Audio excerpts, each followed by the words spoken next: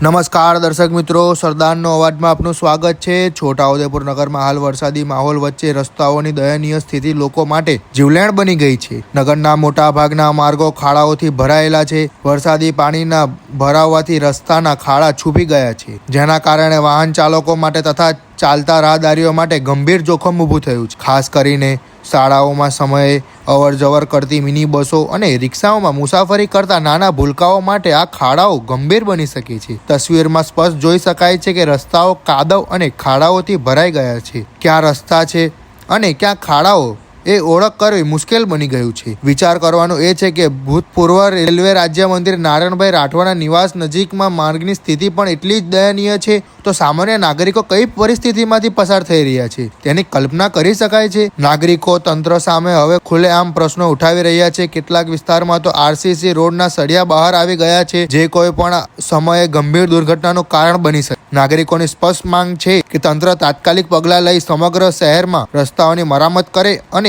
લોકોની રોજિંદી મુશ્કેલીઓનો અંત લાવે। રિપોર્ટર શકીલ બલોચ દ્વારા છોટાઉદેપુર।